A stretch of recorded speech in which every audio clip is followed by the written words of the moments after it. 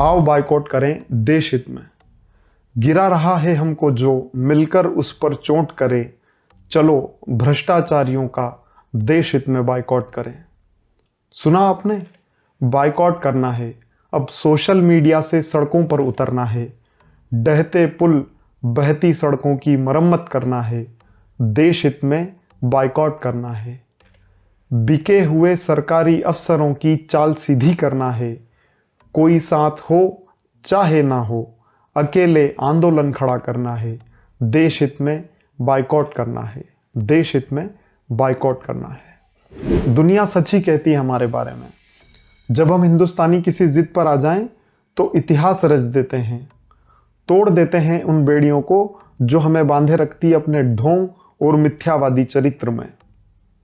सच है, वो सीधी भाषा में कहते हैं ना कि अगर हम अपनी वाली पर आ गए तो भैया छोड़ेंगे नहीं।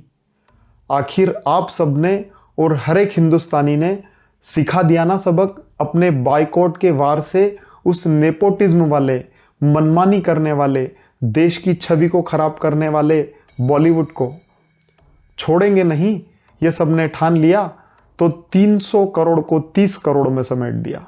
भाई जरूरी भी था, क्योंकि ये बॉलीवुड तो नेपोटिज्म का अड्डा बन गया था और ये नए भारत के लिए पचने वाली बात भी नहीं थी। कर दिया बाइकआउट, सिखा दिया सबक। बड़ी खुशी हुई इस बाइकआउट सीरीज की पूरी टाइमलाइन देखकर। एक छोटी सी शुरुआत ने इतना बड़ा आंदोलन खड़ा कर दिया। लेकिन ये क्या, हमारे देश को ऐसे होने वाले नुकसान तो भ्रष्टाचार से भी हो रहे हैं। यह भ्रष्टाचार हमारे देश को दीमक बनकर खाए जा रहा है। हमने देश हित के मुद्दे पर हमेशा ही एकजुटता दिखाई है, लेकिन ठेकेदार, इंजीनियर, नेता, इन सभी ने पुल बनाया, पैसा खाया, टूट गया। पुल भी और विश्वास भी। बांध बनाया, पैसा खाया, टूट गया। बांध भी और अच्छे दिन का वादा भी। रोड बनाया, पैसा खाया, उखड़ गया। रोड भी और राष्ट्रवाद का झंडा भी। हाँ तो देशभक्तों, अब करो ना बाइकआउट। कौन कह रहा था कि देश की छवि को खराब करने वाले को छोड़ेंगे नहीं? लेकिन अब पहले पकड़ो तो सही, दिखाओ ना इन भ्रष्टाचारियों को अपने राष्ट्रवाद की ताकत। करो ना बाइकआउट।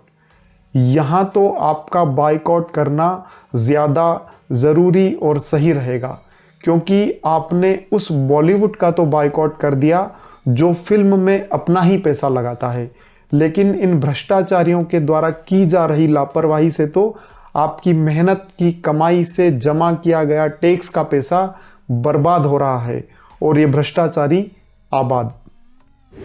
चिरकाल से ही भ्रष्टाचार की यह कहानी आप सभी ने अपनी आंखों से सचित्र देखी होगी, परंतु अब तक आपका देश प्रेम क्यों नहीं जागा?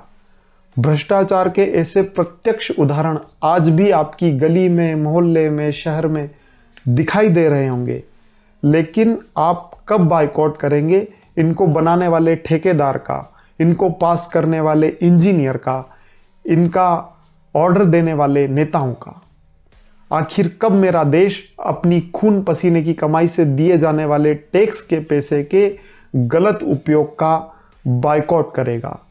कब हम भ्रष्टाचार को बाइकआउट करने वाली मुहिम की शुरुआत करने वाले बनेंगे? कब उस बाइकआउट वाली मुहिम का समर्थन करने वाले बनेंगे? आज तक तो हमने सुना था कि चारा पशु ही खाते हैं, लेकिन इस कलयुग में नेताजी को चारा खाते देखकर स्तब्ध रह गया। अब समझ में ये नहीं आया कि या तो नेता पशु की श्रेणी में आते हैं या पशु नेता की। लेकिन जब न्यायालय ने फैसला सुनाते हुए नेताजी से कहा कि आपने पशुओं का चारा खाकर अपनी प्रवृत्ति के विपरीत आचरण किया है, तो समझ में आया कि नेताओं का चारा खाना अमर्यादित है। इसके लिए चाहे उनको जेल भी हुई, लेकिन आखिर कब तक हमारे टैक्स का पैसा इस भ्रष्टाचार की खोखली नींव के नीचे दबता रहेगा और जो सड़क, बांध या पुल प्राप्त होगा, हर दिन उसी के नीचे हमारे राष्ट्रवाद की आवाजें दबकर मरती रहेंगी। बात करते हैं 2 जुलाई 2019 की। महाराष्ट्र राज्य के रत्नागिरी जिले में तिवारे बांध भारी बारिश के बाद विफल हो गया। विफलता के परिणाम स्वरूप डाउन स्ट्रीम स्थित गांवों में बाढ़ आ गई। कम से कम 19 लोगों की मौत, 4 लापता, सैकड़ों लोग बेघर हो गए। इस बांध का निर्माण सन 2000 में किया गया था। घटना के बाद मौजूदा सरकार ने इसकी एसआईटी जांच के आदेश दिए, लेकिन कोई कार्रवाई नहीं हुई। बाद में आरटीआई करने पर पता लगा कि 2009 की सरकार के विधायक की कंपनी को ही यह ठेका मिला था। विपक्ष के एक नेता ने यह भी मांग की कि मौजूदा सरकार के खिलाफ आईपीसी की धारा 302 यानी कि हत्या के तहत मामला दर्ज किया जाए, क्योंकि बांध में समस्या को प्रशासन के संज्ञान में लाया गया था, लेकिन कोई कार्रवाई नहीं की गई।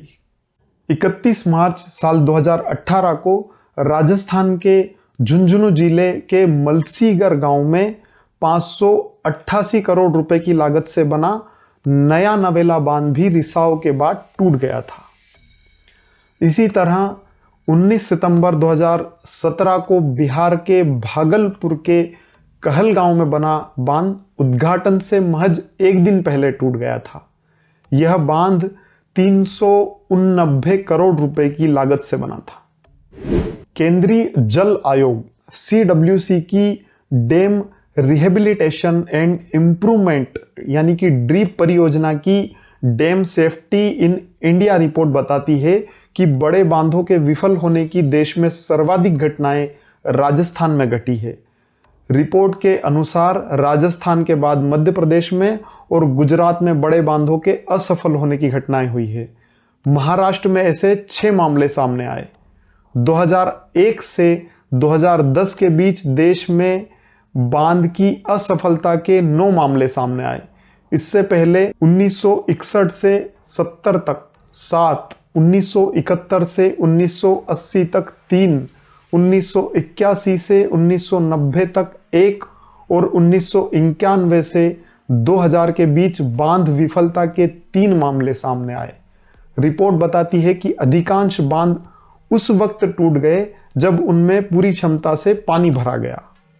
बांध विफलता की 44% घटनाएं बांध बनने के महज 1 दिन से 5 वर्ष की अवधि के दौरान घटी। न जाने और ऐसे कितने उदाहरण हैं। आपने कुछ दिन पूर्व ही भ्रष्टाचार के करोड़ों रुपयों के साथ पश्चिम बंगाल सरकार के एक मंत्री को ईडी द्वारा पकड़े जाने की खबर सुनी होगी। हालांकि पकड़े जाने पर उनकी सरकार ने उन्हें बर्खास्त कर दिया, लेकिन जब शिक्षा मंत्री रिश्वत लेकर शिक्षकों की भर्ती कर रहे होंगे तो जाहिर सी बात है गुणवत्ता का तो कोई प्रश्न ही नहीं रह जाता।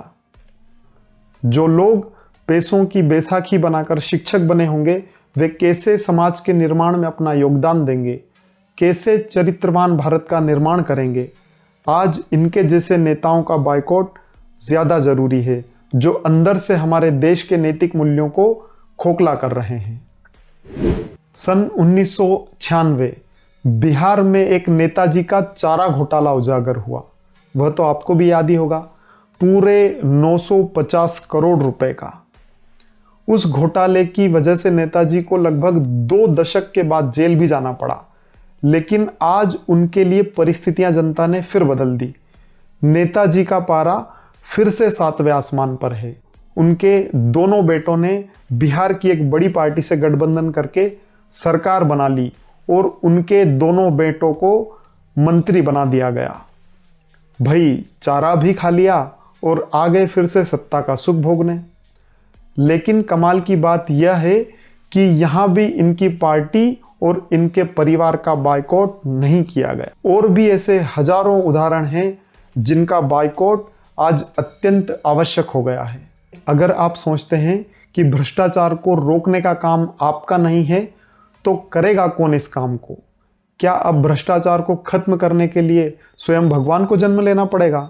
तो करो प्रार्थना भगवान से। आपको भी भगवान से भ्रष्टाचार को खत्म करने की प्रार्थना करना उचित नहीं लगेगा, क्योंकि यह कलयुग है। यहां अपना हक तो छीन कर भी लेना अनुचित नहीं है।